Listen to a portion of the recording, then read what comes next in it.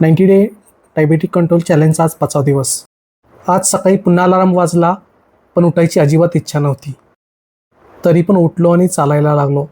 जवळपास 45 मिनिटे चाललो आणि 5 किलोमीटर अंतर कव्हर केलं.